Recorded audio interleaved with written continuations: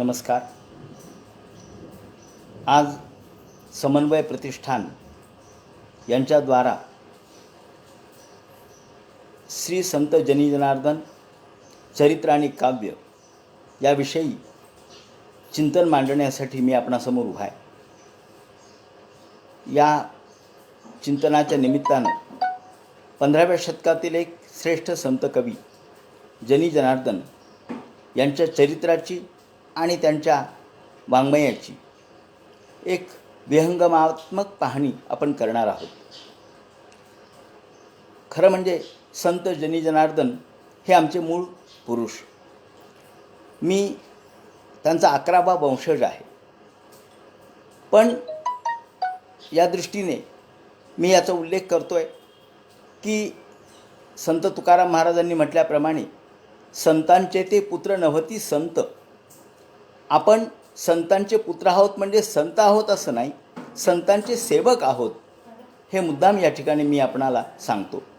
आणि हा सेवाभाव या ठिकाणी जनार्दनो ग्रहस्वामी तद्भृत्या खिला वयम तत्कारितं कर्म कुर्मः तद्दत्तैर्जीवितैहिनः या भावनेतून, या भूमिकेतून या संत चरित्राची, संत वाङ्मयाची आणि संत जीवनाची आपण पाहणी करणार आहोत.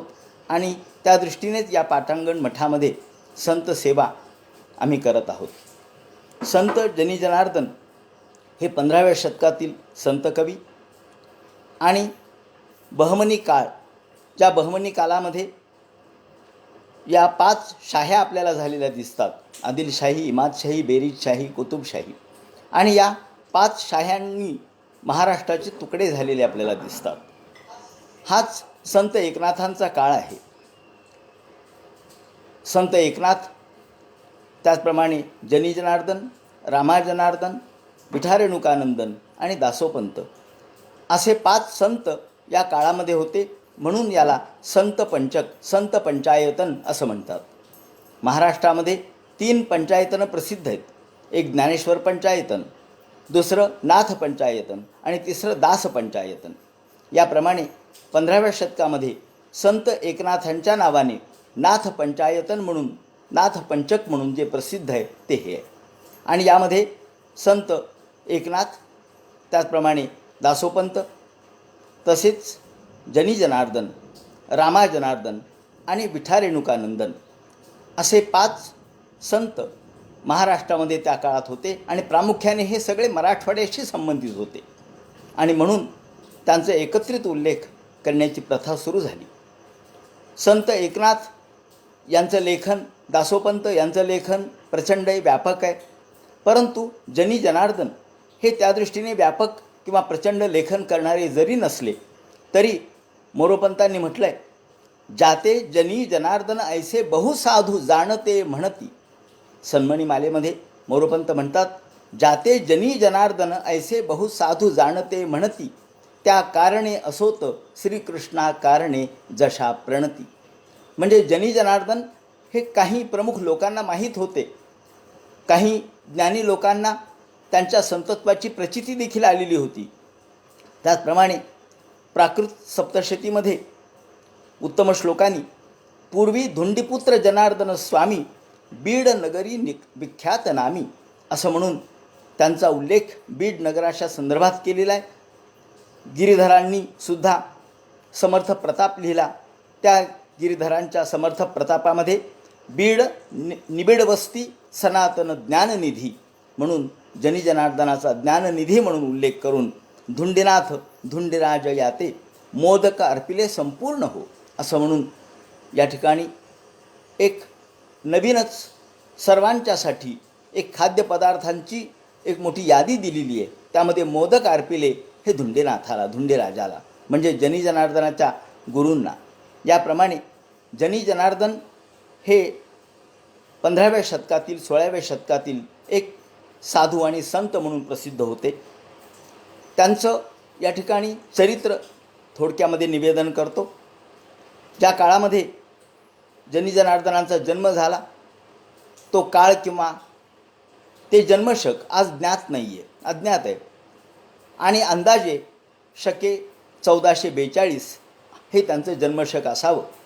त्यांच्या आईचं नाव जनाई आणि लग्नानंतर देवकी आणि वडील वसुदेव पंत आणि या दोघांच्या पोटी कृष्णाष्टमीला जनार्दनांचा जन्म झाला आणि म्हणूनच श्रीकृष्णाचा अवतार म्हणून त्यांचं महत्त्व या ठिकाणी वर्णन केलं गेलेलं आहे.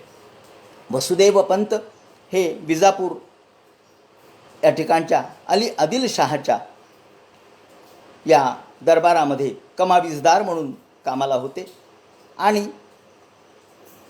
वसुदेव पंत यांनी त्यांचं लग्न देखील लावून दिलं. त्यांची पत्नी गुणवती आणि त्यानंतर मात्र वसुदेव पंत यांचं परलोक गमन झालं. त्यानंतर आदिलशहा यांनी जनार्दन पंतांना त्यांच्याच पदावरती नोकरी करण्याचा आदेश दिला आणि त्यांचं काम वगैरे पाहून हळूहळू त्यांना बढती मिळत गेली आणि अन्नमंत्री म्हणून त्यांचं स्थान पक्कं झालं. दरम्यानच्या काळात दुष्काळाची परंपरा महाराष्ट्राच्या पाचवीलाच पुजलेली आहे. त्यावेळेला दुष्काळ पडला त्या भागामध्ये आणि या दुष्काळामध्ये अन्नान्न दशा झाली. लोक अन्नासाठी फिरू लागले दाही दिशा आणि ही फिरता फिरता यावेळेला अन्नमंत्री म्हणून यांची नेमणूक बेदर या ठिकाणी झालेली होती. अन्नमंत्री म्हणून त्यांची नेमणूक झाली खरी, पण आता ही सगळी कोठारं त्यांच्या ताब्यात होती. पण लोक अन्नासाठी एकेका कणासाठी रडत होते, पडत होते आणि अन्न द्या म्हणून सर्वत्र फिरत होते. अशा वेळेला अन्नमंत्र मुखाजना हा असं म्हटलेलं आहे की यावेळेला फक्त अन्न एवढाच मंत्र लोकांच्या मुखामध्ये होता आणि सगळे लोक यांनी विचार केला की आपण बेदरला जावं, त्या ठिकाणी जनार्दन आहेत आणि हे पंत आपल्याला धान्य देतील. आणि जनार्दन पंत हे स्वतः निसर्ग करुण होते. निसर्ग करुणो मंत्रीही, हे मंत्री होते पण नैसर्गिक दृष्टिकोनातून करुणा, कारण करुणा हा संतत्वाचा मोठा आदर्श आहे, संतत्वाचं लक्षण आहे. याप्रमाणे सर्व लोक यांच्या दारामध्ये आले, दरबारात आले आणि महाराज आम्हाला अन्न द्या म्हणू लागले. आम्हाला भूक लागली आहे, जेवण द्या. त्यांनी पाहिलं की अरे आपल्या दारामध्ये एवढा सगळा जनसंमर्द उभा आहे आणि केवळ अन्नासाठी असूसलेला एक क्षुधा पीडित आहे आणि मग आपल्याजवळ एवढी कोठारं भरली, ते कोणासाठी आहेत? ती जनतेचीच आहेत आणि जनतेला दिली पाहिजेत. परंतु राजाचा आदेश नव्हता आणि आदेश येईपर्यंत हे उपाशी कसं ठेवणार? विचार केला की आता दुसरा विचार नाही. सर्व लोकांना सांगितलं की तुम्ही या किल्ल्या घ्या आणि सर्व धान्य यांचे कोठारं लुटा. त्यांना जेवण तर खाऊ घातलंच, परंतु मिळेल ते धान्य, गहू असतील, बाजरी असेल, ज्वारी असेल, हरभरा असेल, सगळं काही त्यांनी लुटवलं. आणि हे कळल्याबरोबर विजापूरकराच्या दरबारात ही वार्ता गेली आणि एका कुणीतरी पेशकाराने अशा प्रकारची चुगली केली की महाराज तुमची परवानगी नसताना हे धान्य जनार्दन पंतांनी लुटलेलं आहे. हे कळल्याबरोबर राजा अत्यंत खवळला आणि त्यांनी ताबडतोब पंचहत्यारी पाठवले आणि सांगितलं की जसे असतील तसे पंतांना घेऊन या. यावेळेला पंचहत्यारी आले गावामध्ये, तेव्हाच यांनी ओळखलं की अरे आता आपल्याला धरणं आलेलं आहे, शिक्षा तर पक्की आहे. आणि मग अशा वेळेला बायकोला आणि त्यांना मुलगा झालेला होता एक नारायण नावाचा आणि मुलगी होती सत्यवती नावाची. या दोघांना त्यांनी भूमकडे पाठवून दिलं, कारण भूम हे त्यांचं आजोळ, त्यामुळं तिकडे पाठवून दिलं. आणि नंतर त्या धरणं आल्याबरोबर त्यांनी अगदी काहीही विरोध न करता तिथून त्यांच्यासोबत विजापुराच्या दरबारात हजर झाले. जाताना पंढरपूरचं दर्शन घेतलं आणि विजापूरकराच्या दरबारात हजर झाल्यानंतर त्यांनी सांगितलं, माझे एकच उत्तर आहे, जे तुके खर्चिले उदरास, स्त्री सुत आणि कन्यकेस, ती तुके मजकडे इतरास दानधर्मी योजिले. जेवढं माझ्या मुलासाठी, बायकोसाठी आणि मुलीसाठी आणि माझ्यासाठी जेवढा खर्च झाला असेल धान्याचा, तो माझ्या लेखी लावा, माझ्या नावे नोंदवा आणि बाकीचा खर्च दानधर्मी योजिले. हे समाजाचंच होतं आणि समाजाला दिलं. परंतु राजा ऐकण्याच्या मनस्थितीत नव्हता. त्यांनी ताबडतोब एका माहुताला बोलावलं आणि एका मदोन्मत्त हत्तीच्या पायाखाली तुडवण्याची शिक्षा फरमावली. ही शिक्षा ऐकल्याबरोबर लोक चकित झाले आणि अनेक लोक त्या ठिकाणी जमलेले होते. कोणी म्हणायला लागले की अरे वाईट झालं, कोणी म्हणायला लागलं की अरे राजाची आज्ञा मोडली तर हीच शिक्षा या ठिकाणी भोगायला लागणार. याप्रमाणे त्या पिंजऱ्यामध्ये मोठाच्या मोठा हत्ती त्याला उभं केलं आणि यांची मोठ त्या हत्तीच्या समोर टाकली. या ठिकाणी अत्यंत जुन्या कागदावरती उल्लेख आहे, एक श्लोक आहे, जवळपास तो कागद 300-350 वर्षाचा आहे. तो श्लोक असा आहे की या पूर्वं द्विरदेषु तु समवने यस्या भवत कारणम. द्विरद म्हणजे हत्ती. या पूर्वं द्विरदेषु तु समवने यस्या भवत कारणम श्रीमान मान्य गुणो जनार्दन गुरु तुल्योपकाराय किम तम व्युत्क्रम्य तु सोपी गोपिते स्वांतस्थ दुर्वार्चितम दुर्धर्षात यवनान मनो युद्धधरन नक्राधिवक्राशयात. आणि या श्लोकाचा अर्थ या ठिकाणी मी सांगतो की ज्या वेळेला त्यांची मोठ त्या हत्तीच्या समोर टाकली तेव्हा हत्तीने त्या मोटेवरती पाय द्यावा आणि त्याला तुडवावं म्हणून सगळे लोकांनी आपला श्वास रोखला की आता क्षणात आपल्याला जनार्दन पंतांच्या या मृत्यूची वार्ता येईल. त्यांचा या ठिकाणी चिखल झालेला दिसेल, परंतु घटना वेगळीच घडली. घटना अशी घडली की तो हत्ती त्यांच्या भोवती नुसता गरगर गरगर फिरू लागला आणि त्या हत्तीने त्यांना तर तुडवलं नाहीच, परंतु त्या हत्तीने त्यांची मोठ आपल्या डोक्यावरती घेतली आणि जय जयकार झाला. लोकांनी जय जयकार केला. का बरं डोक्यावर घेतले असेल? या श्लोकामध्ये वर्णन केलं आहे, यस्या भवत कारणम श्रीमान मान्य गुणो जनार्दन गुरु तुल्योपकाराय किम. तुल्योपकार म्हणजे प्रत्युपकार. याचा संबंध गजेंद्र मोक्ष या कथेशी आहे. ज्या वेळेला यदा क्रियत मोक्षस्य गजेंद्रस्य परात्मना, ज्या वेळेला गजेंद्राचा मोक्ष अर्थात गजेंद्राची मुक्ती भगवंतांनी केली नकरापासून, त्यावेळेला गजेंद्रांनी भगवंताला प्रार्थना केली, देवा तुम्ही तर मला मुक्त केलंच, पण माझी एक प्रार्थना आहे. ते म्हणाले कोणती? की तुमच्यावर सुद्धा असंच संकट यावं आणि या संकटातून मी तुम्हाला मुक्त करावं. हे याला म्हणतात प्रत्युपकार. तुमच्यावर संकट यावं आणि मी त्या संकटातून तुम्हाला मुक्त करावं. ज्याप्रमाणे तुम्ही मला मुक्त केलं त्याप्रमाणे मी तुम्हाला मुक्त करण्याचा आनंद उपभोगू इच्छितो. आता भक्तेच्छो पात्रते आहे, तेव्हा भक्ताची इच्छा देवाला मान्यच करावी लागते. आणि म्हणून म्हणतात की या जन्मामध्ये श्रीकृष्णाने हा अवतार धारण केला. कृष्णाष्टमीला त्यांचा जन्म झाला आणि म्हणून भगवान विष्णूने हा अवतार धारण केला. आणि हा गजेंद्र म्हणजे त्यावेळचा तो गजेंद्र, त्याची वृत्ती आहे. गजेंद्र तो नाही आहे, पण वृत्ती ती आहे. आणि या गजेंद्राने त्यांना मुक्त केलं. यावेळेला घटना काय घडली असेल माहीत नाही, परंतु या हत्तीनं जनार्दनांच्या मोठेकडं पाहिलं, जनार्दनाकडे पाहिलं आणि त्यामध्ये त्यांना भगवंताचं स्वरूप दिसलं. त्यांना कोणतरी दिव्य पुरुषाचं स्वरूप दिसलं आणि त्यांनी त्यांना डोक्यावर घेतलं. कदाचित असंही असेल की मध्यंतरी मी मारुती चितमपल्ली यांचे काही लेख वाचले आणि त्यांच्या सहवासात 2-3 दिवस होतो. त्यावेळेला मी काही प्रश्न विचारले त्यांना आणि त्यांनी असं सांगितलं की पालकाख्यान नावाच्या एका ग्रंथामध्ये हत्ती संबंधीचं विवरण केलेलं आहे. आणि यामध्ये ते म्हणतात की हत्तीला काही सिक्स्थ सेन्स असतो, काहीता ज्याला आपण अतींद्रिय अशा प्रकारची शक्ती हत्तीमध्ये असते. आणि त्यामुळं या हत्तीमध्ये असलेल्या अतींद्रिय शक्तीमुळं कदाचित हत्ती समोरच्या व्यक्तीमधील प्रवृत्ती ओळखू शकतो. आणि म्हणून या दृष्टीने सुद्धा या संतत्वाची प्रवृत्ती त्यांनी ओळखली आणि त्यांना डोक्यावर घेतलं. लोकांनी जय जयकार केला आणि मोठ खाली काढली आणि राजा हात जोडून उभा राहिला आणि म्हणाला पूर्वीप्रमाणे आपली नोकरी चालू ठेवा. तेव्हा यावेळेला जनार्दन तर भानावरच नव्हते. ते म्हणाले, राजा जेवढी सेवा झाली तेवढी पुरे झाली. कारण या पशूनं जर मला ओळखलं, परंतु मी मात्र अजून मला ओळखलं नाही. पशूने माझ्यातलं ईश्वर तत्व जाणलं आणि मी मात्र माझ्या देहालाच फक्त महत्त्व देऊ लागलो. आता माझा पुनर्जन्म झाला. या ठिकाणी हा परिवर्तनाचा क्षण आहे. परिवर्तनाचा क्षण असा असतो जीवनामध्ये येतो आणि संकटाच्या द्वारातून होतं ईश आगमन असं आपण म्हणतो. संकटम ईश्वरा येते, संकटच ईश्वर होतं. हे संकट आलं खरं, परंतु या संकटाने पुन्हा एकदा जनार्दन पंतांना आपल्या स्वत्वाची जाणीव दिली. ते म्हणाले, बस मला आता आत्मशोधासाठी जाऊ द्या. त्याने हात जोडले, नमस्कार केला आणि तिथून नोकरीवर राजीनामा दिला, पाणी सोडलं आणि निघाले. आता त्यांचं चित्त संसारात नव्हतं. ते निघाले. पुन्हा पंढरपूरला आल्यानंतर पंढरपूरला विठ्ठलाचं दर्शन घेतलं आणि विठ्ठलानी स्वप्नामध्ये आदेश दिला की माझा बौद्धावतार आहे, त्यामुळे मी तुम्हाला उपदेश देऊ शकत नाही. तुम्ही गंगामसला या ठिकाणी जा.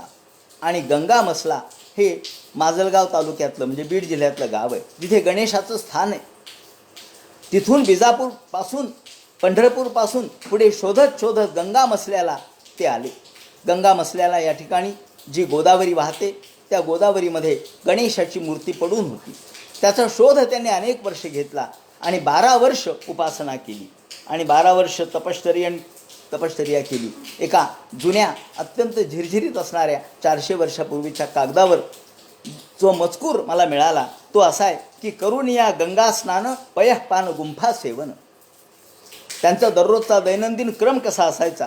रोज गंगा स्नान करायचं, त्यानंतर पयः पान दूध प्राशन करायचं, मग गुंफा सेवन करायचं म्हणजे तपश्चर्या करत बसायचं आणि मंगलमूर्ती अर्चिला गणेशाची प्रार्थना गणेशाची उपासना सुरू ठेवली. करता करता करता 12 वर्ष पूर्ण झाले आणि आरक्त वर्णू वरद करी एकदम लाल प्रकाश पडला. गणेश प्रकट झाले, प्रसन्न झाले, अगदी मूर्तीच्या स्वरूपात मानवी स्वरूपात प्रगट झाले आणि त्याला सांगितलं, येई बाळका सम्मुख, हे बाळा समोर ये, माझ्या जवळ ये. आणि त्याला जवळ घेतलं. जवळ घेतल्यानंतर त्याच्या कानामध्ये मंत्र दिला, उपदेश दिला. या वेळेला प्रत्यक्ष गणेशाने, कारण सुमुख वगैरे जे शब्द वापरलेले आहेत ते गणेश याच अर्थाने, या दृष्टीने भगवान गणेशाने या ठिकाणी ज्या दीक्षा दिल्या त्याचं वर्णन करण्यात आलेलं आहे. त्याच कागदामध्ये वर्णदीक्षा, वेधदीक्षा, कलादीक्षा. वर्णदीक्षा म्हणजे ज्याला आपण हम क्षम मस्तक मेरू भागी यथास्थानी योजी वेगी वर्णदीक्षा ती नावं. हम आणि क्षम ही वर्णदीक्षा आहे. त्यानंतर वेधदीक्षा आहे आणि नंतर कलादीक्षा. कलादीक्षेमध्ये सद्गुरूच्या नेत्रामध्ये शिष्याने नेत्र एक करून पाहायचं आणि जे अद्वैत पाहायचं त्याला म्हणतात कलादीक्षा. याप्रमाणे या सर्व 4 प्रमुख शास्त्र दीक्षा दिल्या आणि दिल्यानंतर सांगितलं की आता तू इथून पुढे बीडला जा. त्यांचा आदेश होता. बीड, त्यांना माहीतही नव्हतं बीड म्हणजे काय ते, परंतु बीडला जा असा आदेश दिला. का तर तिथे गणेशाचे स्थान आहेत. बीडला 4ही बाजूला गणेशाची स्थान आहेत. या ठिकाणी राजुरी हे एक स्थान आहे, त्याप्रमाणे नामलगाव हे एक स्थान आहे, पिंपळनेर हे एक स्थान आहे आणि लिंबा गणेश हे एक स्थान आहे. 4ही दिशेला गणेशाचे स्थान आहेत. तिथे जा आणि गाणपत्य संप्रदायाचा प्रचार आणि प्रसार करा म्हणून सांगितलं. ज्याप्रमाणे त्याच्या आदेशानुसार ते बीडला आले. बीड या ठिकाणी आल्यानंतर आता कोणाची ओळख पाळख तर नव्हतीच आणि ओळख पाळण्याचा संबंधच नाही, कारण हे मुक्त होते. येता येता सर्वत्र फिरत मधल्याच काळामध्ये काशीला जाऊन त्यांनी संन्यासही घेतला आणि बीडला आल्यानंतर इथे नारोजी सिद्धोजी देशमुख म्हणून जे होते त्यांनी एकदा पाहिलं की हे या शहनशाहवलीच्या दर्ग्यामध्ये हे थांबलेले आहेत. हे कुणीतरी साधू आहेत, सत्पुरुष आहेत. शहनशाहवलीच्या दर्ग्यात त्यांना नमस्कार केला आणि त्यांना सांगितलं की तुम्ही गावात चला. याप्रमाणे मोठ्या आग्रहाने आणि वाजत गाजत त्यांना गावात आणलं आणि त्यांचा एक बाग बगीचा जो होता तो राहण्यासाठी दिला. हा बगीचा याचं जे स्थान आहे तेच नंतर पाटांगण म्हणून प्रसिद्ध झालं. यावेळेला त्यांनी आपली पत्नी गुणवती, नारायण हा मुलगा आणि आपली मुलगी या सर्वांना बीडमध्ये आणलं आणि नंतर आपल्या मुलीचा विवाह करून दिला. तिला बाष्कल गोत्री देशपांडे घराण्यात दिलं आणि नारायण यांचे लग्न त्यावेळेला केलं. त्यांना पद्मावती नावाची पत्नी झाली. याप्रमाणे या जनार्दनांचा नाथपंथात्मक जो उपदेश आहे, नाथपंथीय दृष्टिकोनातून त्यांचा जो विचार आहे, कारण जनार्दन यांचा विचार करत असताना संत जनी जनार्दनांच्यावर मी ज्यावेळेला PhDची पदवी प्राप्त केली, PhDसाठी म्हणजे अभ्यास केला, तो करत असताना मूळ मुद्दा असा होता की या जनार्दनांचा उल्लेख नेहमी गुरुबंधू, एकनाथांचे गुरुबंधू असा करण्यात येतो आणि तो आजही करण्यात येतो, अनेक लोकांच्याकडून करण्यात येतो. तो चुकीचा आहे हे मला सिद्ध करायचं होतं की एकनाथांचे गुरुबंधू नाहीत म्हणजे जनार्दन स्वामींचे शिष्य नाहीत, कारण ती दत्त संप्रदायी परंपरा आहे आणि ही आहे गाणपत्य परंपरा, नाथ संप्रदायी परंपरा. कारण यामध्ये जो एक श्लोक आढळतो, जे पद आढळतं त्यामध्ये मूलतो ओंकार आदिनाथ गुरु ब्रह्मपरात्पर शिव जाणा. या ठिकाणी आदिनाथाच्या ज्या 3 परंपरा आहेत त्या सिद्ध केलेल्या आहेत. मूलतो ओंकार आदिनाथ गुरु ब्रह्मपरात्पर शिव जाणा. आता या आदिनाथांनी तिघांना उपदेश केला. आदिनाथे तिघा उपदेशिले सार, मच्छिंद्र जालंधर कंठडीनाथा. मच्छिंद्र जालंधर आणि कंठडीनाथ. मच्छिंद्र गोरक्षा गैणी ज्ञानेश्वरा, बटेश्वर खेचरा पंथ हाची. यामध्ये मच्छिंद्रापासून गोरक्ष, गैणी, मग ज्ञानेश्वर आणि बटेश्वर, चांगा बटेश्वर. त्यानंतर जालंधर सती मैनावती, चिरंजीव कीर्ती गोपीचंद. जालंधरापासून सती मैनावती आणि गोपीचंद ही परंपरा. आणि कंथडीने धुंडीनाथासी दाविली, पूर्ण फळा आली जनार्दनी. कंथडीपासून धुंडीनाथ आणि धुंडीनाथापासून जनार्दन, म्हणजे आदिनाथ, कंथडीनाथ, धुंडीनाथ आणि जनार्दन अशी ही परंपरा आहे. ही पूर्णपणे नाथपंथी आहे. याप्रमाणे इथे आल्यानंतर अनेक शिष्य शाखा वाढल्या. अनंत बोंडले नावाचे त्यांचे शिष्य होते. त्याप्रमाणे वामन नावाचे शिष्य होते. एकनाथ या नावाचे एक शिष्य होते. ज्या एकनाथांनी, मोठा इतिहासामध्ये घोटाळा झालेला आहे, एकनाथांनी रामदास स्वामींना मांडीवर घेतलं असा उल्लेख आहे. आता ते पैठणकर एकनाथ नाहीत, कारण त्यांचा काळ वेगळा होता, म्हणजे रामदासांच्या जन्माच्या वेळेस ते नव्हते. परंतु हे दुसरे एकनाथ म्हणजे जनार्दन शिष्य एकनाथ आहेत. आणि त्यांनी रामदास स्वामींना मांडीवर घेतलं आहे, कारण हे दक्षिणेमधले, ज्याला आपण तिळू वेळंदूर म्हणतो, त्या ठिकाणचे माधवस्वामी जे प्रसिद्ध साहित्यिक होते किंवा कवी होते, प्रचंड रचना त्यांनी महाभारतावर केलेली आहे. तर त्यांचे हे आजोबा, आईचे वडील, हे एकनाथ जनार्दनांचे शिष्य होते. ते जनार्दनांचे लांबून म्हणजे मावस अशा प्रकारचे जावई पडतात. ज्याप्रमाणे या ठिकाणी राहिल्यानंतर इथे नारायण यांची पत्नी पद्मावती नावाची होती. आणि नारायण स्वामी यांनी नंतर संन्यास घेतला आणि ते तीर्थयात्रेला गेले. पण तीर्थयात्रेला गेल्यानंतर तिकडेच त्यांचं देहावसान झालं. हे ऐकल्याबरोबर जनार्दन स्वामींना अत्यंत वाईट वाटलं आणि त्यांची तत्त्वचर्चा चाललेली होती. लोकांनी त्यांना विचारलं, का हो, तुम्हाला काही दुःख झालं नाही? तुमचा पुत्र निधनाची बातमी आली, तुम्हाला दुःख नाही झालं? यावेळेला त्यांनी आपल्यावरती एवढं नियंत्रण मिळवलेलं होतं, ते म्हणाले की तुम्ही अक्षदा माझ्या डोक्यावर टाकून बघा.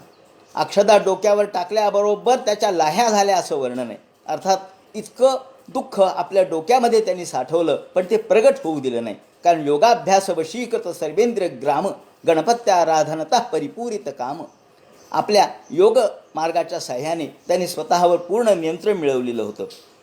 आणि या नारायण स्वामींची पत्नी जी पद्मावती, तिला ही वार्ता कळाल्याबरोबर तिने आडामध्ये उडी घेतली आणि स्वतःचं जीवन संपवलं. ते पद्मावती तीर्थ झालेलं आहे. आज किती जरी दुष्काळ आला तरी या दुष्काळाच्या काळातसुद्धा हा आड आटत नाही आणि त्यामध्ये नैवेद्यही टाकावा लागतो. याप्रमाणे पद्मावती तीर्थ. या नारायण स्वामींना 2 मुलं होती, एक राघव आणि दुसरा देव. आणि राघवाला 3 मुलं आणि देवाला 2 मुलं. याप्रमाणे 5 पंतवांच्या अंगणामध्ये राहत होते, म्हणून त्याला पाचांगण असं म्हणतात. प्रामुख्याने पाटांगण प्रसिद्ध झालं ते ज्ञानेश्वरीमुळं. ज्ञानेश्वरीची सर्वात जुन्यात जुनी प्रत या ठिकाणी मिळाली राजवाड्यांना. इतिहासाचार्य राजवाडे यांना इसवी सन 1903ला या ठिकाणचे त्यावेळचे मठपती मथुरानाथ महाराज गोसावी यांनी ही प्रत दिली आणि तेव्हापासून पाटांगण हे चर्चेमध्ये आलं. आणि म्हणून अनेक अभ्यासक पाटांगणावरती आले. त्याही पूर्वी संत एकनाथ पाटांगणावरती आले, जनार्दन स्वामींची भेट घ्यावी म्हणून आले. पण त्यावेळेला घटना अशी घडली की जनार्दन स्वामींना चौधारी थंडी आलेली होती.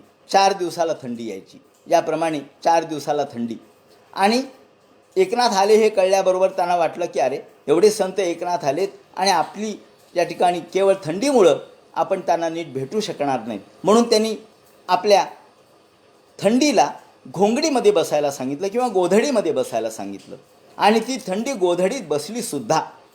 नाथाने जेव्हा विचारलं की हे काय उडत आहे, तेव्हा त्यांनी सांगितलं की माझे ही देहभोग आहेत, हे थंडी या ठिकाणी ठेवलेली आहे. आणि तेव्हापासून त्यांची जी गोधडी आहे ती आमच्या पाटांगणावरती जपून ठेवलेली आहे. ज्या वेळेला त्यांचा पुण्यतिथी उत्सव असतो त्यावेळेला आपण त्या गोधडीची किंवा घोंगडीची पूजा करण्याची पद्धत आहे.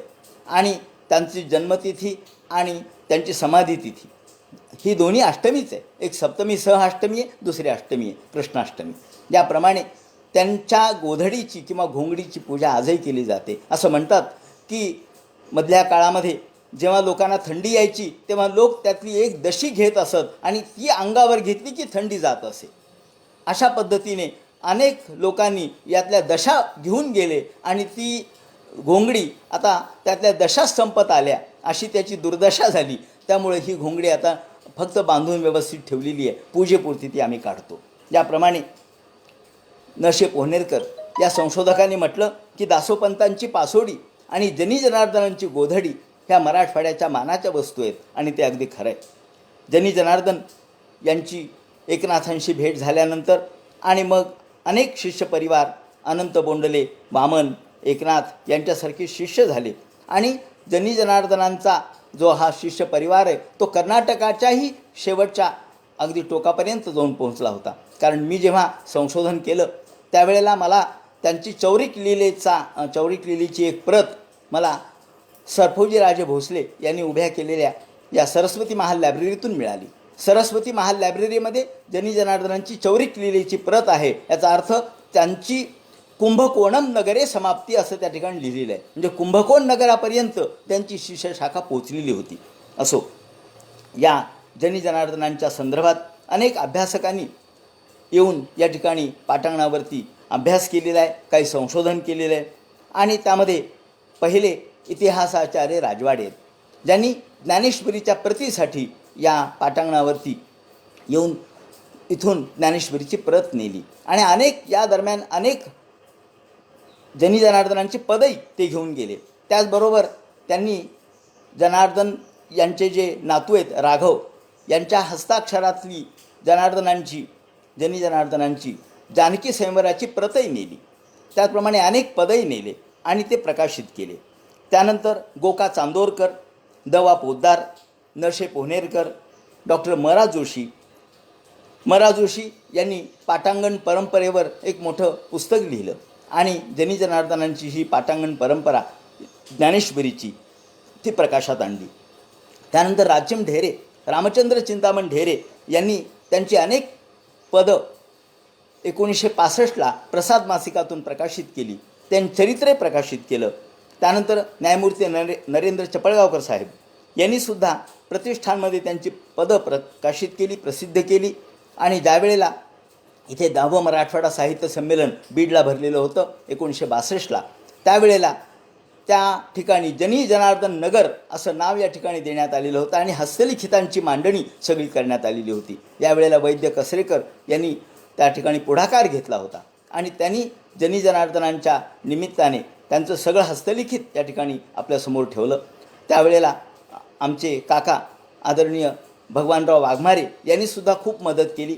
न्यायमूर्ती नरेंद्र चपळगावकरांनी यावेळेला पदं समोर आणली, प्रकाशित केली आणि त्यांच्या चरित्राचंही प्रकाशन केलं. याप्रमाणे विद्याधर रचित म्हणजे जनी जनार्दनांच्या वंशामध्ये विद्याधराचं नाव येतं. हे विद्याधर रचित जनी जनार्दन चरित्र त्यावेळेला ओवीबद्ध स्वरूपाचं ते मांडण्यात आलं, पण दुर्दैवाने ते हैदराबादला नेण्यात आलं. त्यावेळेला हैदराबाद वेगळं नव्हतं आपल्या मराठवाड्यापासून, म्हणजे प्रांतवार रचना झाली नसल्यामुळं आणि 1948लाच आपल्याला स्वातंत्र्य मिळालं. म्हणजे यामध्ये आपण मराठवाडा स्वतंत्र झाला, हैदराबाद मुक्ती संग्राम, आणि म्हणून जे त्यावेळेला हे जनी जनार्दनांच्या संदर्भातलं ओवीबद्ध चरित्र जे हैदराबादला गेलं ते तिकडंच गेलं, ते परत येऊ शकलं नाही. असो, यावेळेला ज्या डॉक्टर युम पठाण सर माझे आदरणीय गुरुवर्य ज्यांच्याकडे मी हा PhDचा अभ्यास केला, त्यांनी मला जे मार्गदर्शन केलं त्यावेळेला त्यांना एवढा आनंद झाला की मी जनी जनार्दनावर काम करणार आहे म्हटल्यानंतर त्यांना खूप आनंद झाला. कारण त्यांनी स्वतः एकनाथांच्यावरतीही त्यांनी काम करून घेतलं. त्याप्रमाणे त्यांच्या दासोपंतांच्या भाषिक अभ्यास त्यांच्याकडेच झाला मोहोळकरांचा, आणि म्हणून त्यांना असं वाटलं की जनी जनार्दनांचं म्हणजे त्यांच्या पंचकातल्या काही अभ्यासकांच्या निमित्ताने आपल्याला काही एक नवीन मांडणी करता येईल, म्हणून त्यांनी मला खूप चांगल्या पद्धतीने मार्गदर्शन केलं. आणि यावेळेला जनी जनार्दनांचं चरित्र, त्यांचं साहित्य आणि त्यांचं समग्र जे काही वाङ्मय आहे ते माझं त्यांच्या मार्गदर्शनाखाली मी अभ्यासलं, अनुभवलं आणि या अमूल्य मार्गदर्शनातून माझा हा PhDचा प्रबंध मी सादर केला. यावेळेला तो काळ अर्थातच 1982चा होता. म्हणजे PhD काही आवश्यक वगैरे नव्हती किंवा लोक हौसेने सुद्धा PhD करत नव्हते, कारण नोकरीच्या मागं लोक लागत होते. पण अशा काळामध्ये एक संशोधनाचा आनंद प्राप्त व्हावा म्हणून मी सरांच्याकडे काम केलं आणि सरांनीसुद्धा खूप चांगल्या पद्धतीने मार्गदर्शन केलं. आता या ठिकाणी जनी जनार्दनाचं चरित्र पाहिल्यानंतर त्यांच्या चरित्राच्यामध्ये एक शेवटचा मुद्दा राहिला, तो म्हणजे त्यांची समाधी ग्रहण. म्हणजे त्यांची समाधी भूमला आहे, कारण भूम हे त्यांचं आजोळ, ज्या ठिकाणी आपलं जन्म झाला तिथे जर आपण देह ठेवला तर मुक्ती मिळते, अशा प्रकारचा उल्लेख आहे. म्हणून त्यांनी असं विचार केला की आपण आपल्याच जन्मगावी जावं आणि तिथे गेल्यानंतर त्यांनी जिवंत समाधी, ज्याला आपण संजीवन समाधी घेतली. त्याचा शक मात्र त्या ठिकाणी उल्लेखलेला आहे. शके 1523 म्हणजे इसवी सन 1601 याला त्यांची समाधी आहे. आणि यावेळेला शके 1523ला त्या समाधीच्या तिथे वृंदावन स्वरूपाची समाधी आहे. वरती स्थाने ऋषिकेश तप प्रकीर्त्या हा गीतेमधला श्लोक कोरलेला आहे आणि धुंडीराज यांचाही उल्लेख आहे त्याप्रमाणे. आणि आतमधल्या दगडावर श्री जनार्दन असं कोरलेलं आहे. अशा पद्धतीने त्यांनी आपल्या सर्व शिष्यासमवेत आणि मुलं नातू यांच्या समवेत जाऊन तिथे संजीवन समाधी घेतली. आणि जनी जनार्दनांच्या समाधीग्रहणानंतर पुढे त्यांचं जे साहित्य वगैरे आहे ते त्याचं पुनर्लेखन करण्याचं काम त्यांचे नातू पण तू करत होते. त्यापैकी जानकी स्वयंवर, अर्थात जानकी स्वयंवर किंवा स्वयंवर, त्या काळात स्वयंवर म्हणत होते, जानकी स्वयंवर हा ग्रंथ त्यांचे नातू राघव यांनी आपल्या हाताने हस्तलिखित स्वरूपात लिहिला आणि नंतर तो आता धुळ्याला आहे. त्याची प्रत मी मिळवलेली आहे. परंतु अशा पद्धतीने शके 1552ला यांनी तो हस्तलिखित स्वरूपात लिहिलेल्याचा उल्लेख आहे. स्वतः जनी जनार्दन यांनी चौरिक लीला लिहिली, त्याप्रमाणे निर्विकल्प हा ग्रंथ लिहिला, त्याचप्रमाणे जानकी स्वयंवर हा ग्रंथ लिहिला. आणि काही पदं, राजवाडे म्हणतात त्यांची 50 पदं उपलब्ध आहेत. खरं म्हणजे या काळाच्या ओघामध्ये अनेक पदं नष्ट झाली असतील असा माझा कयास आहे. अनेक ग्रंथ, आता महावाक्य विवरण किंवा निवारण असा उल्लेख केला जातो, हा ग्रंथ मिळत नाही. मी खूप शोध घेतला, म्हणजे असे अनेक ग्रंथ काळाच्या ओघामध्ये गडप झालेले आहेत. आणि त्यामुळं अनेक पदं, अनेक ग्रंथ या जनी जनार्दनांचे सुद्धा काळाच्या ओघामध्ये नष्ट झाले असावेत. पण या ठिकाणी 80 ओव्यांचा चौरिक लीला हा ग्रंथ, वास्तविक चौरिक लीला म्हणजे भगवंताच्या कृष्णाच्या चोरी प्रकरणावरची आहे. तो नाथांच्या नावावर मांडला जातो किंवा सांगितला जातो. नाथांच्या गाथेमध्ये याचा उल्लेखही आहे, पण तो नाथांचा नाही हे मी सिद्ध केलेलं आहे, तो दुसऱ्याही एक नाथाचा नाही हेही सिद्ध केलेलं आहे. आणि आमच्याकडे जो काला करण्याची पद्धत आहे, तो काला करताना त्यांच्या ओव्यांचा आधार घ्यायचा आणि त्या आधारे काला सादर करण्याची एक पद्धत आहे. आणि म्हणून तो जनी जनार्दनांचाच आहे, जो साक्षात परब्रह्म करून निघाला चोरी कर्म, धरुणी बाळलीला संभ्रम आवडी परमनवनीताची. अशा पद्धतीने या काल्याची सुरुवात होते. आणि 80 ओव्यांचा हा ग्रंथ मोठा सुंदर आहे, छोटेखानी. त्यानंतर निर्विकल्प हा 11व्या स्कंधावरच्या संदर्भात आधारावर म्हणजे उद्धव कृष्ण संवादाच्या आधारे साधारणतः 716 ओव्यामध्ये लिहिलेला हा ग्रंथ, हा देखील तत्त्वज्ञानात्मक आहे. आत्मवत सर्व जाणावे परी आचारातेन भंगावे, आचार वर्तणुकी पावावे परमपद, अशा प्रकारची शिकवण यामध्ये आहे. आणि जनामध्ये जनार्दन, जनार्दन ऐक्य जाणं, हाही महत्त्वाचा संदेश या ठिकाणी, की जनामध्ये जनार्दन, जे त्यांनी अनुभवलं, जे त्यांनी प्रत्यक्ष जीवनामध्ये कृतीने सिद्ध केलं की जनामध्ये जनार्दन आहे आणि जन आणि जनार्दन एकच आहेत, त्यात ऐक्य, ही भूमिका या निर्विकल्पामध्ये त्यांची प्रगटलेली दिसते. त्याचप्रमाणे जनी जनार्दन यांनी या आपल्या जानकी स्वयंवर या ग्रंथामध्ये वास्तविक राम आणि जानकी अर्थात सीता यांच्या स्वयंवराचा प्रसंग आहे.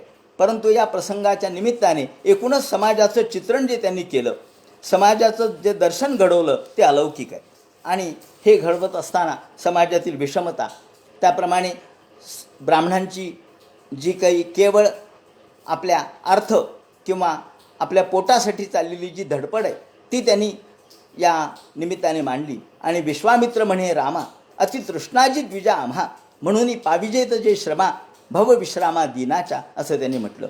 हे रामा, आमच्यासारख्या ब्राह्मणांना केवळ तृष्णा एवढी आहे की या तृष्णेमुळं आम्ही या तृष्णेचे दास होतो.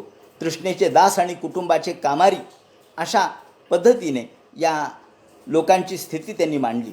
त्याप्रमाणे संन्याशी आणि वेश्या यांच्या प्रसंगातून सुद्धा केवळ शेंडी तोडली, जानवं तोडलं म्हणजे कोणी संन्यस्त होत नाही ही भूमिका मांडली. आणि समाजातील जी विषमता आहे, समाजातील जो चुकीच्या पद्धतीने धर्माचा संदर्भ आहे तो त्यांनी या समोर मांडला.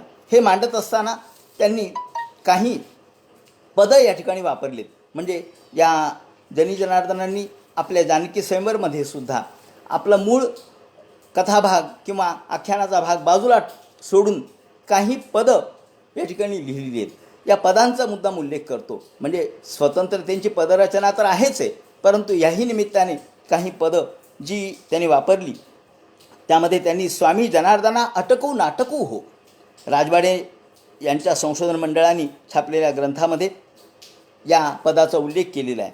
स्वामी जनार्दना अटकू नाटकू हो म्हणजे भगवान हे अटक नाटक कसे आहेत, म्हणजे नाटकी कसे आहेत, ते कसे वेगवेगळ्या प्रकारची लीला करतात हे त्यांनी जानकी स्वयंवरामध्ये सांगितलं. आणि देव ऋषी पितर यक्षगण किन्नर चारण विद्याधर आपणच हो, सगळं ईश्वरच कसं आहे ते त्यांनी सांगितलं.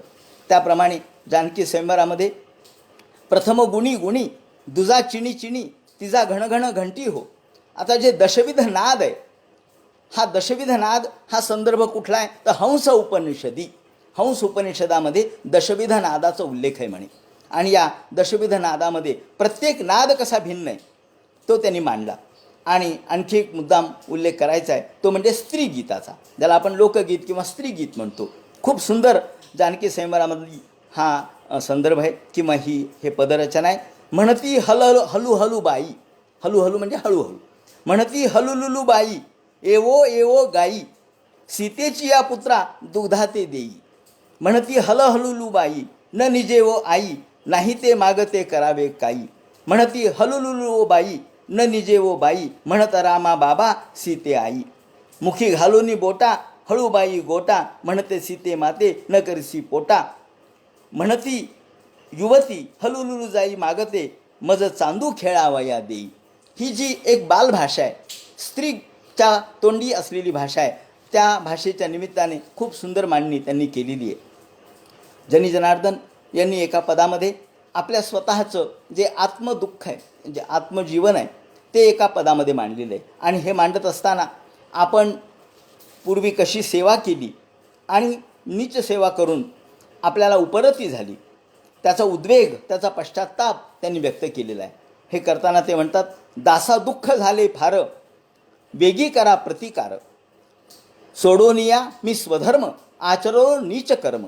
सेवा केली नीच याती, द्रव्य लोभे याता याती. अन्न ग्रास न जाय मुखी, पश्चात्ताप झाला शेखी. या ठिकाणी दासा दुःख झाले फार, वेगी करा प्रतिकार. सोडोनिया मी स्वधर्म, आचरलो नीच कर्म. या शब्दाने आपल्याला असं दिसतं की दासोपंतांच्या प्रमाणे यांनी सुद्धा स्वतःच्या जीवनामध्ये जे नीच सेवा केली याचा पश्चात्ताप व्यक्त केलेला आहे. त्यानंतर सर्व निजानिज निजाचे निज, निराळे सहज निर्धारे सिरे अशा पद्धतीची एक वेगळ्या प्रकारची काव्यरचना त्यांनी केली. त्याचप्रमाणे ज्या जनी जनार्दनांनी देव आणि भक्त, सुरुवातीच्या काळामध्ये भक्त हा देवासाठी आपलं स्वतःचं मन चित्त त्याच्याजवळ लावतो खरा, परंतु प्रत्यक्षात असं होतं की चित्त लावतो आणि संसार त्याला ओढतो.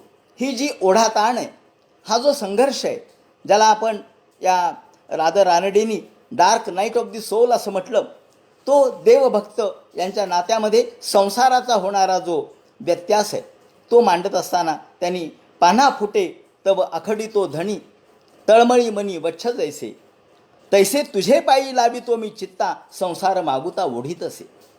पान्हा आपण फुटेपर्यंत वत्साला तेवढं लावतो आणि पान्हा फुटल्याबरोबर वासराला ओढतो आणि मग गवळी काय करतो, धार काढायला लागतो. हे म्हणतात, पान्हा फुटे तवा आखडी तो धणी, तळमळी मनी वच्छ जैसे, तैसे तुझे पायी लावितो मी चित्ता, संसार मागुता ओढीत असे. हा जो संघर्ष चाललेला आहे, देव आणि भक्त यांच्याकडे यांच्या नात्यामध्ये एक अतुटता आहे, पण संसार मात्र देवाकडे जाऊ देत नाही, अशी देवाची अनावर ओढ आणि संसाराची बसणारी ओढ, या दोन्ही गोष्टीचं मोठं हृदय दर्शन त्यांनी घडवलं आहे. त्याप्रमाणे एका ठिकाणी तर देव आणि भक्त एकच आहेत, परंतु तिथे द्वैत संसारामुळं निर्माण झालं. आणि ते म्हणतात, साप सुरळी साप पुसे, पाली पै पुसे, तुटलिया कैसे तळमळी. साप सुरळी पालीला विचारते की तुझं शेपूट तुटल्यानंतर तुला कसं दुःख होतं, तेव्हा तसं मला दुःख झालेलं आहे. अशा प्रकारची खूप सुंदर मांडणी त्यांनी केली. त्याप्रमाणे अद्वैतानुभूती व्यक्त करताना, अद्वैत दिवसे जया पाहले, तया भूत भावतम फिटले, ते धन्य ते धन्य ते धन्य रे रे, जया जगी पाहता दुजे रे. या ठिकाणी अद्वैत ज्यांनी पाहिलं तो धन्य आहे. आणि म्हणून पूर्व भाग्य दिशा उजळलेल्या घनश्याम डोळा देखिला गे माये. अगदी ज्ञानेश्वरांच्या पद्धतीने ही मांडणी त्यांनी केलेली आहे. पूर्व भाग्य दिशा उजळलेल्या घनश्याम डोळा देखिले गे माये, द्वैत हे अंधतम फिटले तेजसम, शमल अहम मम सांगव काय. आणि इतकी सुंदर रचना केली की प्रत्यक्ष भगवान प्रगट झाला. श्याम सुनीळ घन नंदाचा नंदन, ज्ञान दिन भानू उदेला गे माये, देखण दिसण दिठी उभे निदेत मिठी, तब घेणे काय. या ठिकाणी एकरूपता जी आहे भगवंताची आणि भक्ताची, ती एकरूपता ऐसा नवल प्रभाकर, ते ज्ञान हा भास्कर. जसं ज्ञानेश्वर माऊलींनी नवल उदयला चंडांशू, मावळब तू विश्वाभासू असं म्हटलं, तसं इथं जनी जनार्दन सुद्धा ऐसा नवल प्रभाकर, ते ज्ञान हा भास्कर असा शब्द वापरतात. याप्रमाणे जनी जनार्दनांनी काही कुतूहलपर अशा प्रकारची देखील अभंग रचना केलेली आहे. कुतूहल म्हणजे काय? कुतूहल म्हणजे भगवंताबद्दलचं कुतूहल वाटतं. कुतूहल म्हणजे अरे एवढा मोठा ईश्वर आहे, परंतु तो जो निर्गुण निराक्षरी व्यापक सचराचरी गवळ्याच्या घरी प्रगटे कैसा. एवढा मोठा ईश्वर आहे, तो गवळ्याच्या घरी कसं काय प्रगट झाला बरं. आणि जो अलाभे परात्पर, जो लाभत नाही, मोठमोठ्या लोकांना लाभत नाही, तो गवळ्याच्या घरी दातार निगत कैसा. अहो असा हा श्रीकृष्ण यशोदेला नवनीत मागतो काय. आणि जो शेषाच्या अंकावर झोपतो त्याला गोपी पायावर न्हाऊ घालतात म्हणे, तो गोपी पायावरी न्हाणीत कैसा. आणि आणखी एक फार सुंदर मांडणी केली आहे, जो नाभी वचनी सुरा अभयदानी. अहो जो मोठमोठ्या देवांना अभय देतो, नाभी घाबरू नका म्हणून, नाभी म्हणजे घाबरू नका, मी तुमच्याजवळ आहे, मी तुमचं रक्षण करणार आहे असं देवांना म्हणणारा हा ऐसा तया भेडविती गवळणी बागुला आला. त्याला गवळणी म्हणतात, कृष्णा झोप बरं, बागुलबुवा येईल बरं का, लवकर झोप. आणि कृष्ण घाबरतो, घाबरल्याचं नाटक करतो. ज्याप्रमाणे श्रीकृष्णाच्या कुतूहल पर अभंगातून एक सुंदर श्रीकृष्णाचं रूपडं या जनी जनार्दन यांनी साकार केलेलं आहे. त्याचप्रमाणे जनी जनार्दन यांनी जे एक सुंदर अशा प्रकारची काव्यरचना केली, त्यामध्ये ज्याला आपण प्रथम रंगणी हे पद म्हणतो, गणपतीच्या संदर्भातलं एक सुंदर पद त्यांनी व्यक्त केलेलं आहे. ही पदरचना हा खास एकनाथांच्या काळातल्या संतांचं वैशिष्ट्य आहे. अभंग नव्हे, अभंग वेगळा आणि पद वेगळा. या पदामध्ये त्यामध्ये नाट्य असतं, पदामध्ये गेयता असते, काही एक विशिष्ट प्रकारच्या विचारांची गुंफण असते. प्रथम रंगणी उभे गणपती, मृदांग धिन तत्र वाजती. या ठिकाणी एका मृदंगाच्या तालावर नाचणारा गणेश उभा केलेला आहे, ज्याला आपण नृत्यशील गणेश असं म्हणतो. आणि हा नृत्यशील गणेश रंगण हा लोकपरंपरेतला भाग आहे. आणि त्यामुळे एकीकडे लोकपरंपरा आणि दुसरीकडे वेद परंपरा याचा समन्वय त्याने घडून आणलेला आहे. आणि याचा शेवट असा आहे की उच्चिष्ठ रस पावला जनार्दन. उच्चिष्ठ रस म्हणजे उष्ट. आता उष्ट म्हणजे याचा उष्टाचा अर्थ उष्टा नसतो, उष्टा म्हणजे त्यातल्या परंपरेचा पाईक मी आहे. कोणात्या? तर गणेशाच्या परंपरेचा मी पाईक आहे. म्हणून सिद्धफळ लाधला गजवदन आणि उच्चिष्ठ रस पावला जनार्दन, आनंद घन रे धुंडीराजे. या ठिकाणी धुंडीराज शब्दाचाही उल्लेख आहे. याचा अर्थ असा की धुंडीराज हे माझे गुरु आहेत, त्यांच्याकडून मला हे उच्चिष्ठ म्हणजे त्यांचं उच्चिष्ठ मी प्राशन केलं, अर्थात त्यांच्याकडून मी हे गुरुचं ज्ञान प्राप्त करून घेतलं. अशा पद्धतीने हा प्रथम रंगणी हे जे पद आहे ते लोकसाहित्य किंवा लोकवाङ्मय, लोकसंस्कृती, लोकजीवन, लोकश्रद्धा आणि एकीकडे आपली स्वतःची जी परंपरा आहे, ज्याला शंकरापासून सुरू झालेली किंवा आदिनाथापासून सुरू झालेली, त्यांचा उल्लेख त्यांनी केलेला आहे. यानंतर जनी जनार्दन यांनी काही कूटरचना केलेल्या आहेत. या कूटरचनेमध्ये खूप सुंदर रचना आहेत. या कूटरचना त्या एका ठिकाणी राजवाडीने त्यांचा उल्लेख केलेला आहे. ते 1-2 पदं या ठिकाणी सांगतो. तळहातीचे केस बिंचरते गोरी, वांझेची या सुते धरिले से करी. आता तळहाताला काही केसच नसतात, पण तळहातीचे केस बिंचरिते गोरी आणि वांझेची या सुते. आता वांझ असेल तर तिला सूत कसा होईल, आणि सूत झाला तर ती वांझ कशी होईल. पण वांझेची या सुते धरिले से करी, परता परता मी वंध्येची सुता, पतिव्रता मी माझे रे माता. अशा पद्धतीने खूप सुंदर कूटात्मक रचना. याचा शेवट करताना तू माझा नातू की मी तुझी नाती, जनार्दनू म्हणे भ्रांती हो भ्रांती. अशा प्रकारची एक कूटरचना आपल्यासमोर दिसते. त्याचप्रमाणे या कूटरचनेबरोबरच त्यांनी आपल्या या आणखी एका दोघी या साव जन्मले बाळ या नावाची एक रचना केलेली आहे. ही जर रचना पाहिली तर या दोघी ज्या साव म्हणजे दोघी स्त्रिया, दोघींच्यामधून बाळ जन्मलं. दोघी या साव जन्मले बाळ, तेणे दोघींचे केले निर्मूळ. या प्रकारचा उल्लेख त्यांनी केलेला आहे. आणि हा करताना दोघींना निर्मूळ करणारा, आता ही सुद्धा एक कूटरचनाच आहे. दोघी या साव जन्मले बाळ आणि या दोघींनाही तिने निर्मूळ केलं, अशा प्रकारचा उल्लेख ते करतात. त्यानंतर जळत खोपट भाडियाने घेणे, हाही एक मोठा मार्मिक उल्लेख आहे. जळतं खोपटं म्हणजे जळत असणारी झोपडी आपण भाड्याने घेतली आहे आणि मोले नागवण नाही नांदणे. अगा हा वारू जर भ्रमला, देह बुद्धी सर्वस्वी नाडला. आता हा देह म्हणजेच जळतं खोपटं आहे, ते आपण भाड्याने घेतलं आहे असा या ठिकाणी संदर्भ आहे. त्याचप्रमाणे अनेक वैराटिका त्यांनी लिहिलेल्या आहेत. ह्या वैराटिकांचा उल्लेख या ठिकाणी मुद्दाम करायचा तो यासाठी की वैराटिका म्हणजे एक विराट स्वरूपाची रचना.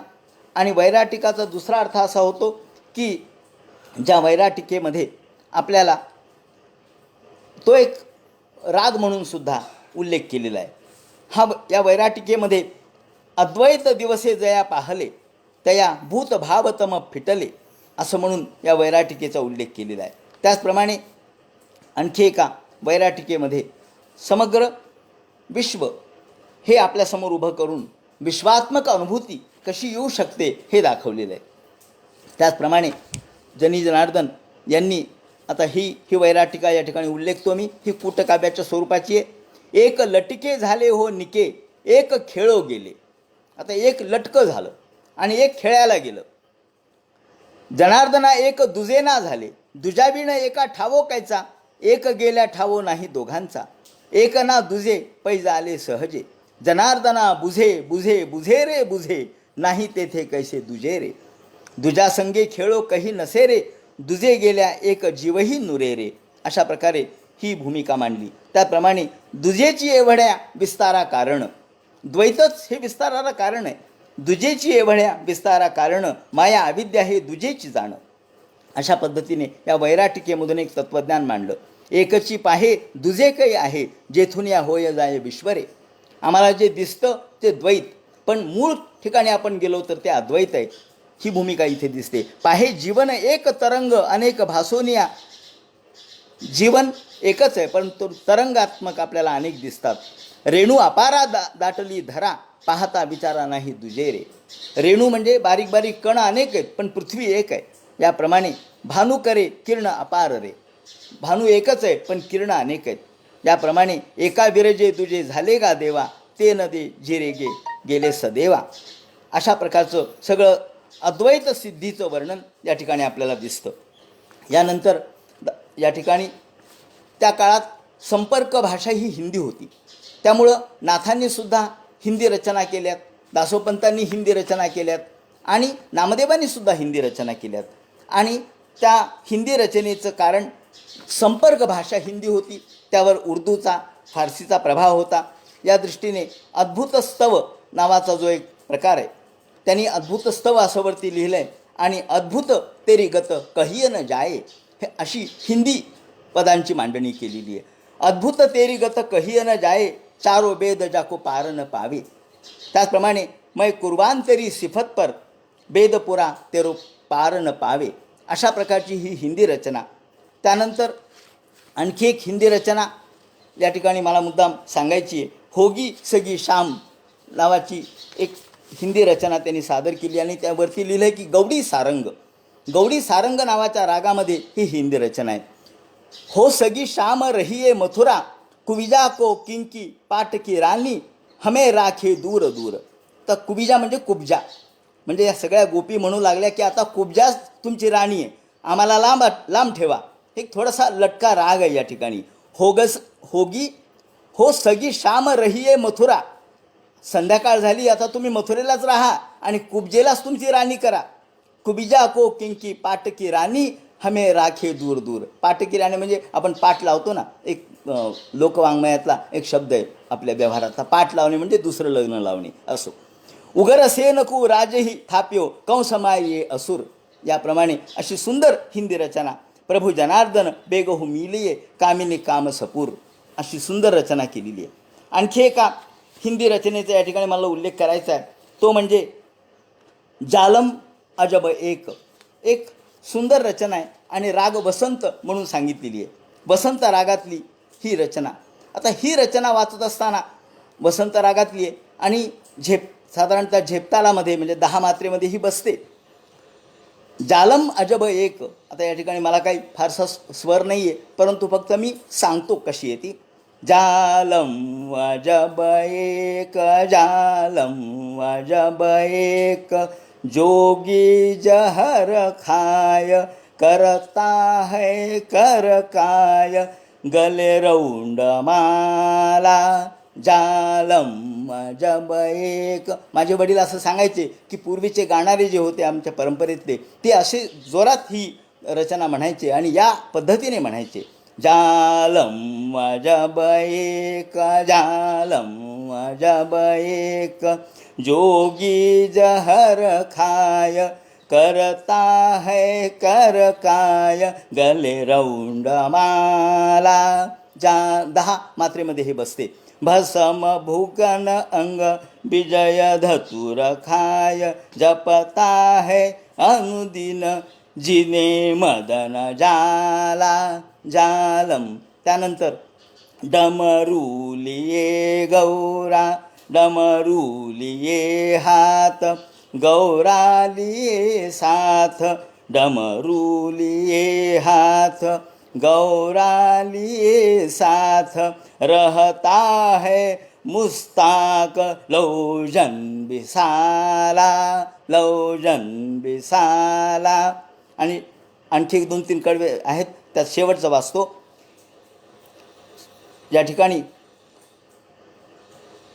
एक हात त्रिशूल डमरू दुजे हात हारना तिजे हात रुद्राक्षमाला जोगम जालम अजब एक जालम अजब एक. त्याप्रमाणे त्याला बैलवाला म्हटलेलं आहे. असं मोठी सुंदर रचना जी वसंत रागामधली आहे आणि झेपतालामधली आहे. म्हणजे या काळातले संत कवी हे अनेक संगीत त्याचप्रमाणे नाट्य यांचे जाणकार होते. त्याच्यामध्ये यांनी रचना केलेली आहेत. त्याप्रमाणे संस्कृत पद शिवशंभो पाहिमाम हे संस्कृतमध्ये त्यांनी लिहिलेलं आहे. त्याचबरोबर आणखी एका गोष्टीचा उल्लेख करायचा आहे, ते म्हणजे त्यांनी हिंदीमध्ये आदिनाथ आपला जी परंपरा आहे ती मांडली आहे. सुनहो रावल सीधा मार्ग नाथ पंथ यह जोगम बाबा आदिनाथ और कंथडी बाबा धुंडीनाथ गुरुनाथम बाबा. या ठिकाणी आदिनाथ, कंथडीनाथ, धुंडीनाथ आणि जनार्दन अशी परंपरा या सुनहो रावल नावाच्या पदात मांडली आहे. आणि हे पद ललितामध्ये प्रामुख्याने म्हणण्याची पद्धत आहे. आणि या पदामध्ये सुद्धा आपल्याला भैरव रागामध्ये म्हणजे सकाळच्या वेळेचा असल्यामुळं तो सगळे स्वर दिसतात. त्यानंतर आणखी एक मुद्दाम उल्लेख आहे, तो म्हणजे कन्नड पदाचा. ज्याप्रमाणे दासोपंतांनी कन्नड पदं लिहिली आहेत, तसं यांनीसुद्धा एक कन्नड रचना मला सापडली. ती आहे ती कन्नड मिश्रित थोडं पद आहे हे, म्हणजे काही ठिकाणी हिंदी आहे, काही ठिकाणी कन्नड आहे. मिलिया नोडे नीमन मिलिया नोडे. आता याचा अर्थ मला काही कळत नाही. मिलिया नोडे नीमन मिलिया नोडे हालनी मना घोल घुमाविस सदके वे की ते होय राजन मोडे निमत मिलिया नोडे. मध्येच करुणा माझी, मला वाटतं त्याचाच तो अर्थ असेल. करुणा माझी श्रीहरी करुणा माझी, येऊ दे रे हरी करुणा माझी. आणि म्हणून या ठिकाणी एकीकडं ज्याला आपण मणिप्रवाळ रचना म्हणतो, थोडीशी कन्नड आणि मराठी अशा मिश्रित स्वरूपाची ही रचना जनी जनार्दनांनी सादर केलेली आहे. अशा पद्धतीने जनी जनार्दनांनी देह, गुरु, पंढरी, दत्त, गणेश, शिव याच्या संदर्भात अनेक पदं लिहिलेत. काही अनुवाद स्वरूपाचे, म्हणजे मुळात संस्कृत पद आहे त्याचा अनुवाद केला. आत्मा शंभूपती गिरिजा हेची मती प्राणवयी करीती परिचर्या, याप्रमाणे मूळ जे संस्कृत पद आहे त्याचा हा एकदम अनुवाद आहे. आणि यामध्ये चालणे, पायाचे चालणे नेमे प्रदक्षिणा, वाचेचे बोलणे सकळ स्तुती असं त्यांनी म्हटलं आहे. अशा पद्धतीने मोठ्या सुंदर मांडणीमध्ये एक भाषाशैलीचं वैभव पहा, प्रतिमांची भाषा पहा, त्याचप्रमाणे तत्त्वज्ञान पहा. गुरु, देह, पंढरी, दत्त, गणेश, शिव याच्या संदर्भातले पद आणि आरत्या यांची अशी विपुल रचना जनी जनार्दनांची आहे. म्हणून जनी जनार्दन यांच्या साहित्याचा आणखी सखोल अभ्यास झाला पाहिजे. यांच्या साहित्यामधून अनेक, त्यातलं नाट्य, त्यातलं संगीत, त्यातलं लयबद्धता याही अंगाने तो अभ्यास होऊ शकतो आणि जनी जनार्दनांच्या तत्त्वज्ञानाचे विचार या ठिकाणी करता येऊ शकतो. अशा पद्धतीने जनी जनार्दन हे त्या काळात लोकांना फारसे माहीत नव्हते आणि आजही फारसे लोकांना माहीत नाहीत. आजही जनार्दन यांचे म्हणजे स्वामी जनार्दनांचेच शिष्य म्हणून किंवा एकनाथांचे गुरुबंधू म्हणून त्यांचा उल्लेख केला जातो. तेव्हा मूळ मुद्दा असा आहे की इतिहास जो आहे तो आपण मांडला पाहिजे. जो इतिहासाने सिद्ध होणारे जे संदर्भ आहेत ते स्पष्ट झाले पाहिजेत. म्हणून या ठिकाणी सगळ्याच संतांमध्ये एकमेकांच्यामध्ये अविरोध होता, विरोध कोणाचाच नव्हता. दत्त संप्रदायी म्हणून नाथ संप्रदाय त्यांचा विरोध करत नव्हते, परंतु उपासना पद्धतीच्या अनुषंगाने आपण त्यांचा अभ्यास केला पाहिजे, त्यांची परंपरा समजून घेतली पाहिजे. आणि म्हणून त्या काळामध्ये दत्त परंपरा होती, नाथ परंपरा होती, वेगवेगळ्या परंपरा, शैव परंपरा होती आणि या सगळ्या परंपरांचा समन्वय शेवटी वारकरी परंपरेमध्ये झालेला आहे. त्याप्रमाणे जनी जनार्दनसुद्धा वारकरी होते, परंतु नंतर जे बीडला आल्यानंतर मात्र त्यांनी सांगितलं की बीडला पंढरपूरप्रमाणेच सगळे तुम्ही हे सगळे देव पूजा, अर्चा आणि उपासना पद्धती चालू ठेवा, आता पंढरपूरला जायची गरज नाही. अशा पद्धतीने तेव्हापासून ही वारी बंद झाली, परंतु पूर्वी ते वारी करत होते आणि या ठिकाणी पंढरपूरसारखेच सगळे कार्यक्रम करण्याचा आदेश त्यांनी दिला. आणि म्हणून तेव्हापासून पाटंगणावर अगदी पंढरपूरप्रमाणेच सर्व कार्यक्रम चालतात आणि चातुर्मास्याचे कार्यक्रम चालतात. चातुर्मास्यामध्ये भागवत चालतं, श्रीमद भागवत. त्यानंतर या काकडा आणि पंचामृत पूजा ही देखील साधारणतः अश्विन महिन्यापासून सुरू होते, म्हणजे दसऱ्यापासून सुरू होते आणि थेट कार्तिक पौर्णिमेपर्यंत चालते. त्यानंतर ललित होतं, काला आणि ललित होतं. अशा पद्धतीने एक परंपरा त्यांनी घालून दिली आणि या परंपरेप्रमाणेच ही परंपरा जी आहे ती आदिनाथादी परंपरा आहे. आणि म्हणून या परंपरेच्या पद्धतीनेच पूर्णात्मिका देवी असेच जाणून या सर्व मनासी आणा, या संप्रदायेची धरुणी प्रेमा जावे निजंदे स्वकीय धामा.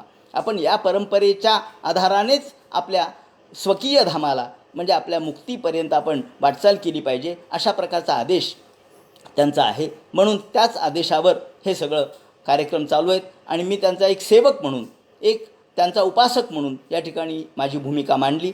या समन्वय प्रतिष्ठानने मला ही संधी उपलब्ध करून दिली आणि अनेक श्रोते माझ्यासमोर आहेत, ज्यांची प्रत्येकाची नावं मी घेणार नाही, परंतु सर्वांनी या ठिकाणी उपस्थिती दर्शविली. माझं हे ऑनलाईन असणारं व्याख्यान ऐकलं त्याबद्दल या सर्वांचं मी मनःपूर्वक आभार व्यक्त करतो. त्याचप्रमाणे धर्माधिकारी यांचं मनःपूर्वक आभार व्यक्त करतो आणि थांबतो. नमस्कार.